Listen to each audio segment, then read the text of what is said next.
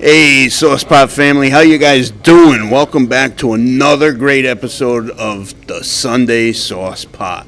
We are coming to you, I think this is our first show on the Treasure Coast that we're doing, back here in Florida. You guys know that we've been doing the Zooms. Well, this is our first on location here with a bunch of funny guys here tonight.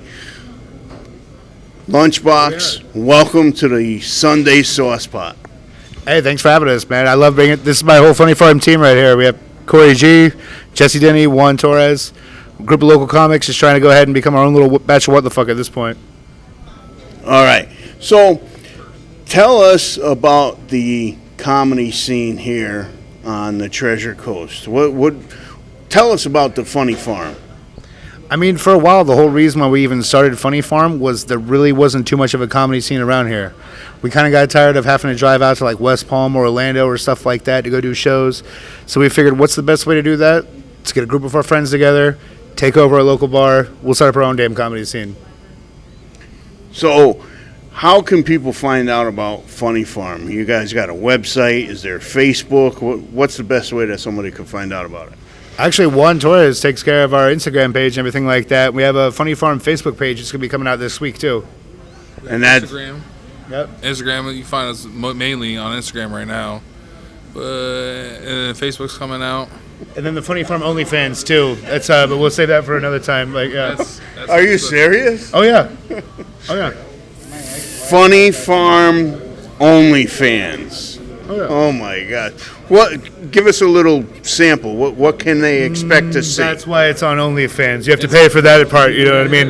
This is our free show. We do this over here, but we also write sketches as well, and we do all the improv shows and all that kind of deal. So our open mic that we do over here is just part of the fun that we do, and then we have more content that's coming soon to everybody.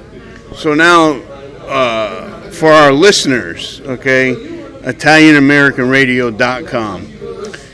Describe yourself to our listeners what they're going to expect to see on OnlyFans. Oh, Jesus Christ. All right, well, let's put it like this. The way I would describe myself is like I'm a living version of Ted from the movie Ted. Like, yeah, if that teddy bear came alive, that's me. The only difference is I'm from South Florida. I'm full of a little bit more bullshit. So our OnlyFans thing is just going to be pretty much any kind of comedy that you would expect from the whole Funny Pharm team like that, just with probably a few extra things that probably aren't too safe for YouTube, if you know what I mean. All right, so let me ask you a question here. So we're on the Treasure Coast of Florida. So you said you're 25? That's right, I'm 25. Okay. It's not a court, dude. Really. It's not deposition. Yes, raise your right hand. So... He sounds like a New Jersey cop, man. I'm trying to like... Yes, sir, that is correct. So, have you traveled outside of the Treasure Coast to do comedy? Yes, I have. I've done comedy at the Chicago Laugh Factory before. I've also been to parts of the state, like down south, Broward County and Miami-Dade area, as well as Brevard County. I've done comedy up there. They know me up there. Actually, every one of us has got extensive experience all over the state and outside the state. Box, how many shows did you do when you went to Vegas last time? Last time Jesse and I went out to Vegas, we got booked for 5 shows. We ended up doing 14 in that same week. That's more than 5. Like, yeah, no shit. I ain't gonna. So jokes in jail too. I don't know if that counts. No, I said my time in jail was a joke, not... So the question I'm having here, okay, for our listeners that don't know about the Treasure Coast, they don't know about Port Saint Lucie. We got a lot of listeners in 31 countries, so, and in New York and Connecticut, so they don't know about the Treasure Coast. Okay, when I used to live here, it was different. Okay, you weren't even born when I lived here. I don't think Becker Road was a dirt road. That was a dirt road, man. So. It's gotten so developed here. Do you see that Treasure Coast is going to be like West Palm Beach, or it's going to be like Miami? Well, actually, that's the goal right there. Once we started doing this and realized that we struck a chord with the community, it's like sky's the limit. You know, we want to become a comedy scene that people from those cities want to come to and perform at. And the drugs are cheaper here too, so it's worth the trip. You know. And where would you suggest somebody to get the drugs? Right here at the office every Tuesday.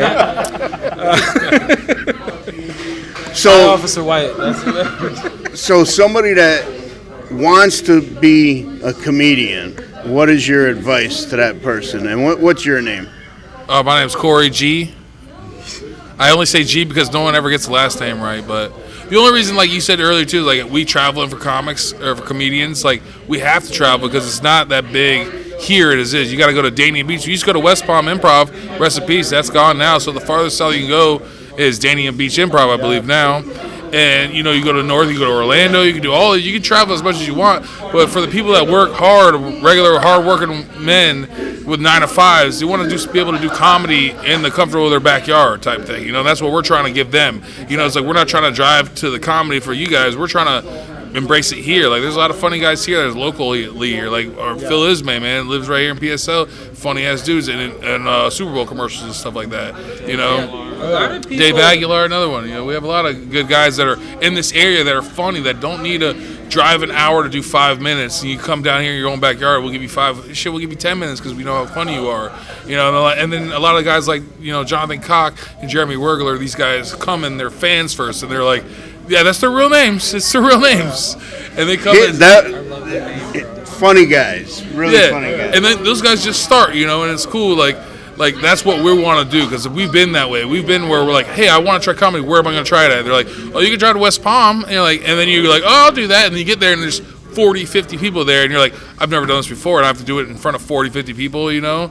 And sometimes it works like that because, you know, you think you have a joke that works, and you're in a room full of 7 people and 4 of them laugh. You're like, oh, that joke didn't really work. But then you're in a room full of 50 people and 25 of them laugh. You're like, oh, it's not bad. It's better than 7. We're just trying to create an outlet for other people to be able to create their own content, be able to entertain people, try out something new. Like, to some people, it's a job. To other people, it's a way to vent because it's like no one else wants to listen to them in this world that's already on fire. You know what I mean? But sometimes you take 2 shots, you get on stage, you tell your story into a microphone, it'll make your day a lot better. You know what I mean? So we're talking with Lunchbox. Yeah. So Lunchbox, let our listeners know, how did you get the name Lunchbox? This is actually kind of funny. When I was younger and I was in middle school, I've always been a bit of a salesman. I sell pretty much anything I get my hands on. And I was under the impression when I was in middle school that cop dogs would not be able to smell weed inside of my lunchbox. So when I got busted for weed inside of my lunchbox, that ended up becoming a nickname to where people would make it as a joke. And I thought to myself, why keep it as a joke? Let me turn it into a brand and make some money off of it instead. And I started selling that as well, and now we're here doing this. All right, so guys, get ready. You're going to see some of the comedians here for the Funny Pharm here tonight at Overtime at the office, right next to the break room. So you got 3 venues here. You got the office, Overtime, and the break room. Yep. And they're going to try to buy the last building and make it a tax office, apparently. You know, get it all done. You're at the office, we'll do some overtime. It was going to be a break room studio. If you want to find us, just come to the Treasure Coast and ask where you can find trouble. They'll point you in our direction. We'll be right there. So who are some of the comedians that we're going to see here tonight? I mean, besides Funny Pharm in general, we have Phil Ismay. We have a whole bunch of other local comics who are signed up for their first time trying shit. We have Christina Michelle. She's a hilarious comic. She's starting her own open mic. It's going to be on Wednesdays over at 3 Tides, which is going to be hilarious. Like, honestly, this whole room is just built up for anyone to come in and try it out, whether you're a veteran and a pro or you're someone who's brand new want to try it out for the first time. That's our goal. All right, guys, let me do a little bit. How's everybody doing tonight? All right, that's a better response. That's a trick I learned in comedy, too. I'll ask you a question, and if I don't like the answer, I'll ask the exact same question and expect a better answer. But it only works for comedy, you know? I can't go to my buddy and be like, yo, Eric, how's it been, man? He's like, not good. Got a flat tire this morning. My check was $20 short. I think I had diarrhea this morning. And they'd be like, Eric, I don't think you heard me, man. How's it going, brother? Thank you for being with us on a Tuesday. This is always fun for us to do. Give a round of applause for yourselves for coming out on a Tuesday. This is always a good time. Give a round of applause for your bartender, Mike, too. He'll be serving up for you. He will get you drunk if you have the money enough. And also accepting tips. If you like something you hear up here, just throw us maybe a 5 or a 10. If you hate something you hear, write fuck you on a 20. It doesn't matter. It's gonna be cool. We're having a good time. I had a great weekend this weekend. Me personally, I was in a band. I'm in a band called Dirty Crow Mums. You guys can look that up. And thank you. And we're gonna be open for Guttermouth. No big deal. And it's just cool playing music, and it's different coming to do like comedy and stuff. They're always like, "Hey, are you funny at comedy?" I'm like, "I'm trying." They're like, "Are you better at the band, at playing drums?" I'm like, "Not really, but you know, I'm not just trying to be good at both." But it makes me think. It's like they're like, and they always ask you weird questions as a musician. They're like, "Hey man, you know the harmonica or something like that?" I'm like, "Fuck no, dude." I was like, "I'm gonna write a song called Piano Man, just play harmonica the whole goddamn thing," you know? So, man, give it up for my man. It's a real name, Jonathan Cock. Jonathan Cock.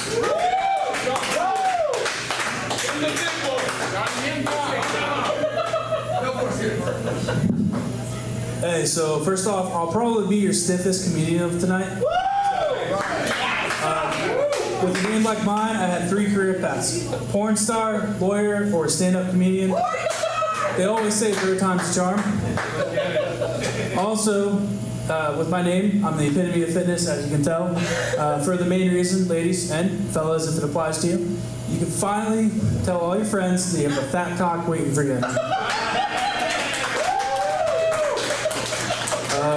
Also, I'm the epitome of friendship. I have a buddy of mine, his name's Edgar. Met him through PlayStation. I was a nerd, you know. Finally got to meet him in California one time, and you know, he decided to take me around the bad part of town, tell me how bad prostitution was. And I was like, all right, that's cool. And then we started like diverting towards a certain place, and he's like, yeah, it's really bad around here. He parks his car, and he goes, my favorite one is actually right there. I'll be right back. All right, bud. I'm a very Caucasian man in very deep Spanish California. And about 20 minutes later, he came back, and he had the fucking gall to ask me for change for a 20. We're gonna keep it going around. This next guy's funny ass too, man. Everyone give it up for my man Carlos Aurelia.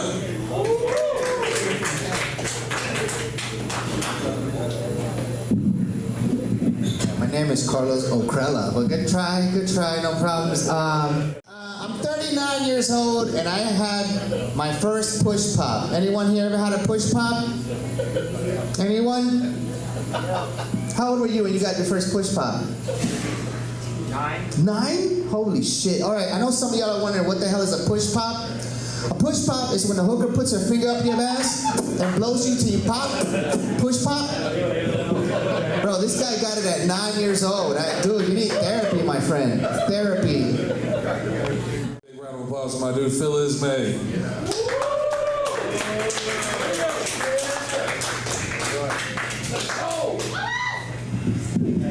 Everybody, how y'all doing today? Give it up for the comedians that are doing the open mic, you know. Give them a little, I said make some noise, goddamn it. Now, Carlos, you know you fucked up, right? Like, the biggest laugh from your set is what I said to you, you know? Carlos looks like that dude from The Longest Yard that can't stop fucking men. Like, that's what you... Oh, God, you fucked up. You got wallabies, goddamn it. Them wallabies look like Indian Tims. I didn't know what the fuck. Stop calling me. Carlos, you fucked up. You gonna talk shit about me. I've been drinking dark liquor, and oh my God. He looked like he come to your house. Hey, I just wanted to say I'm your neighbor, and I am registered. Like, you give off... He looked like that family member. Oh, the kids being babysat by who? Carlos. Who? Like, you know, like, that motherfucker got a history. Oh, man. It's been a crazy week. I lost my dad on Sunday. And, yeah, man, I'm here chilling with y'all. Sorry. Nah, I appreciate you. Just a quick moment of silence. I said a quick moment of silence, motherfucker. Like, you're not my father. You see this hair? Like, listen, you are... Typical Spanish people claiming shit niggas did. Like, y'all can't let us have anything, all right, sir? No wonder why Trump threw paper towels out your asses, all right? Puerto Ricans. Y'all really, I don't know why y'all playing with me. Nintendo is not in my birth certificate, so don't play games with me, sir, all right? It's just, To quote Kanye, excuse me, that's just a Henny, man. Like, this ain't me. This is just dark liquor. I'm gonna keep it jiggy. Relationships are weird. Guys, if you single, I just want to let y'all know what the fuck y'all dealing with. Women now ain't women back then, all right? When you listen to R&B, the shit they were singing about, that women are extinct. Last night, I took one side of you. I saw the sun, the moon, the mountain, and the rivers. No, all right? These women don't exist. Women out here pegging men. This is crazy. Right. Girls don't even say, hey, take me on a date. That's one girl on the dating app asked me straight off, you eat ass? I'm like, ma'am, I'm Christian. What the fuck are you asking me? Anybody that let a girl peg him is brave. Because you are not winning an argument against that girl ever again, all right? Try raising your voice because he didn't do chores. That's how your ass was yelling at me when I was hitting you with the strap, like boom. This next comedian coming up is hilarious as fuck. Everyone give me pay attention for the beautiful Christina Michelle.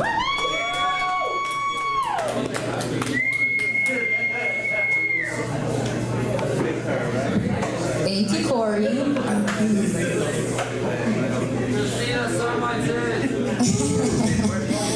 I've been having a lot of profound thoughts lately. Like, I've been dealing with a lot of questions about the human condition, like the things that we deal with as humans that we don't really talk about. Like, has anyone ever went to white and saw brown but didn't poop? Carlos, that happens to Carlos a lot, but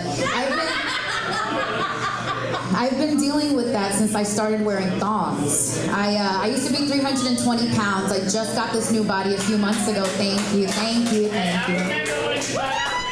Thank you, thank you. But yeah, I didn't wear thongs for 34 years of my life. Like, I tried to wear a thong once when I was 320 pounds and I couldn't find it for a week. Turns out it was a scrunchie on my ankle. But when you go shopping for a thong and you're 320 pounds, the thong looks like a lasso. Just out here trying to catch some bulls. But yeah, I went and I had about 10 to 15 pounds of skin removed off my stomach.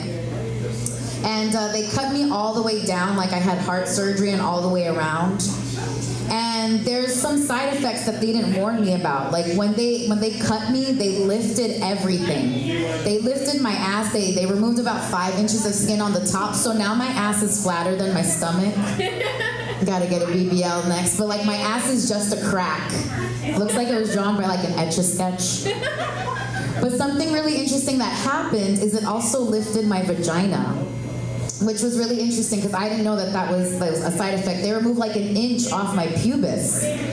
So like now it looks like I'm hitchhiking. So I have a pretty big clit. And I already suffered from spontaneous orgasms before, but it happens even more now. But one of the worst things that I discovered, and I didn't notice at first, was when I go to the bathroom, I pee under the seat now. Yeah, and I didn't notice at first. I just kept trying to figure out why there was a puddle of urine at the base of the toilet. I was like, there's no fucking man around here. Who's missing? And then one day I sat down and I saw it shoot from under the seat. So like men are peeing on the seat and I'm peeing under it. It's a whole thing now. Now I'm learning how to pee. I've got to sit all the way forward. But I learned that I can pee standing up. Oh shit. Yeah, so that's working for me. What's up, guys? I'm Jesse Denny. Give it up for the office letting us come in here and do this. I know, man. 2 hours of fucking comedy. It's a long time, bro. It's hard to keep people's attention this long. That's crazy. I quit. Mike, you with me? You with me, bro? All right, hell yeah. Then this is just for you. This is just for you. I quit doing drugs, man. I quit doing drugs. And now? Oh, so you are fucking listening. Oh, okay. All right. Whoa, look at that. All of a sudden we're here, dude. I quit doing drugs and it's weird because every time I go to the bathroom, I feel like I'm forgetting something. I go to leave and I'm like, wait a minute, what did... I go, yeah, I fucking washed my hands, I'm good. I don't remember. I started just sniffing a $100 bill, you know? It's not the same effect. It doesn't work. It's weird though, man, because everybody's all about support your friend's local business. Support your friend's small business. All my friends are fucking drug dealers, dude. That's how I got into this mess, you know what I'm saying? Oh, shit. Dumb. Alright. It's a new bit. It's a new bit I'm still trying to work out. I can't jerk off with my imagination anymore. I'm too privileged, I guess. I don't know. Like, I can't do it. So what do I do when my phone dies? One night I was super fucked up. My phone died. I was like, fuck, dude. I don't know what I'm gonna do. So I tried my smartwatch. All right. I tried, man. I tried my smartwatch. I turned that bitch into sport mode. You know what I'm saying? Rolled it over. I was like, here we go. I'm typing on this little fucking screen. I'm like, yeah, this will work. I had to fucking zoom in, you know? The only problem with it was fucking blurry. I was like, is that a tit? It was like being a little kid again, watching fucking scrambled porn. I learned a lot about myself, not tonight, but like in general. Like I'm really glad that I don't have kids. Anybody got kids in here? Yeah, kids? No, oh, no kids. Okay, good. I was gonna say, you got kids, you should be ashamed of yourself. Being here on a Tuesday night instead of at home. Yeah, right? Helping your dumb kid. No,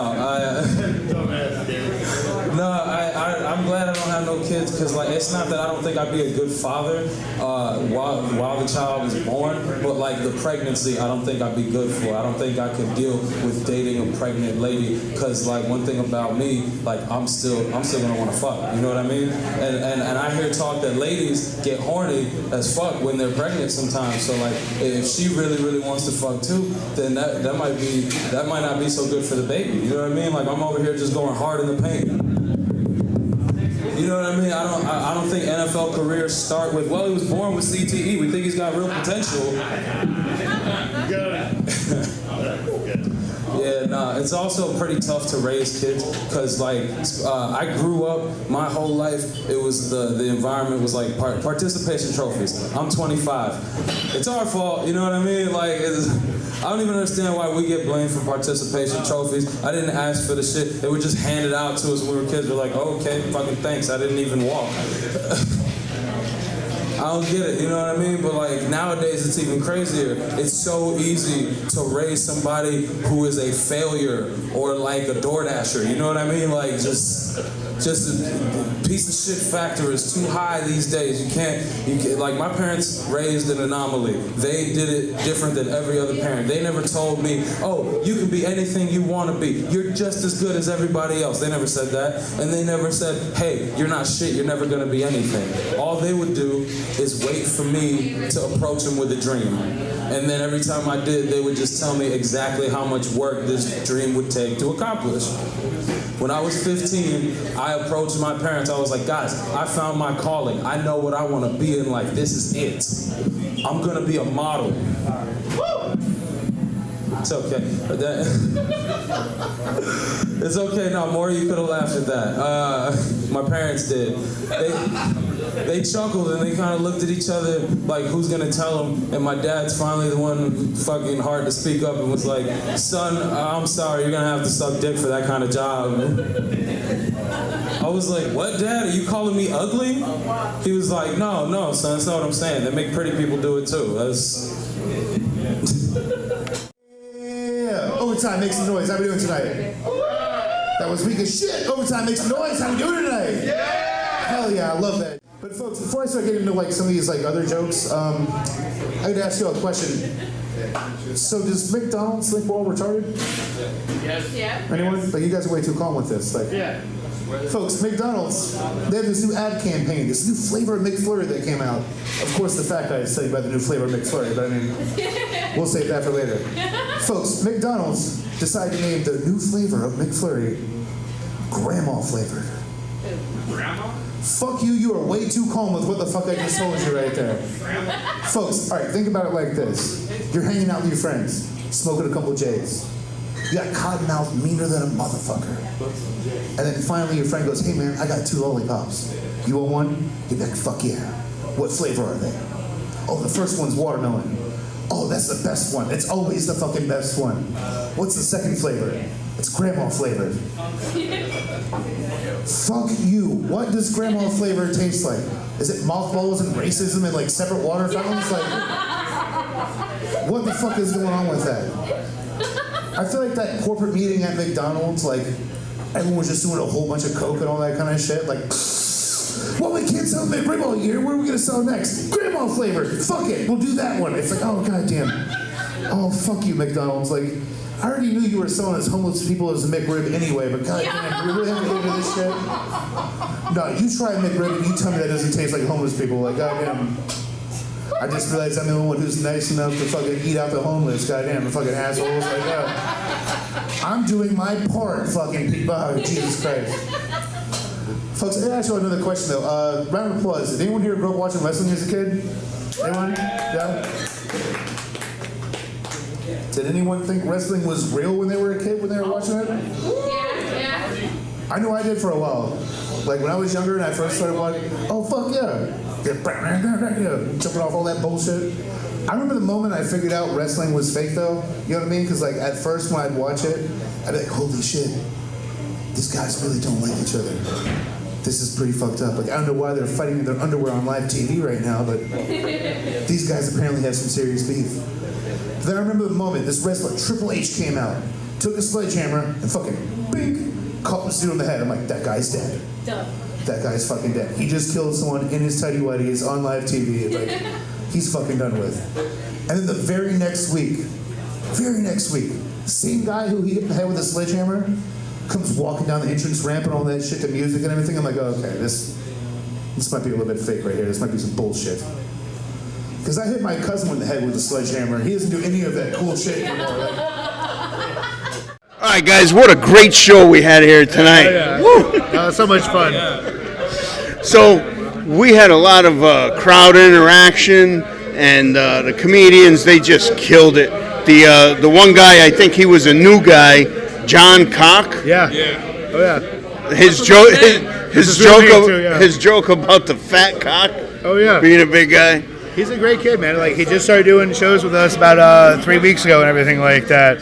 He's just building up. He's doing his work. He's putting his time in. So it's like, it's cool to see someone new come onto the scene and start being able to, like, be a part of this fun community that we have over here. You know what I mean? So what are your thoughts about being part of this crew? It makes comedy so much more fun, man. I used to call out of work. It's pretty much the same thing. I can call out of work here, and these guys will fill in for me. None of these guys tried to bang my ex-wife when we divorced, so that's great. We just have a great time, man. We're good fucking friends, and we like doing this together. So yeah, it makes it more fun. Cheers! Don't forget the tables. So one more time, somebody wants to find out about you guys. What's the best way to do it? You can follow me on Instagram at lunchbox_ENT. Then we have a Funny Pharm page, and these guys have their own pages as well. So you guys want the best way that somebody could find the group and what's going on as the group? That'll be our Instagram page at _the Funny Pharm. Pharm spelled PHARM, like pharmacy, because we need drugs. This whole thing's going to become a PSA announcement. We need help. You know, I got to tell you guys, I'm glad we're not doing public access television anymore. We'll do that differently. This here, ItalianAmericanRadio.com pretty much airs anything that we got to say. So, guys, thanks a lot for letting Sunday Sauce Pot come out here tonight. And for all you listeners and viewers out there, as always, who loves you, baby? Yeah.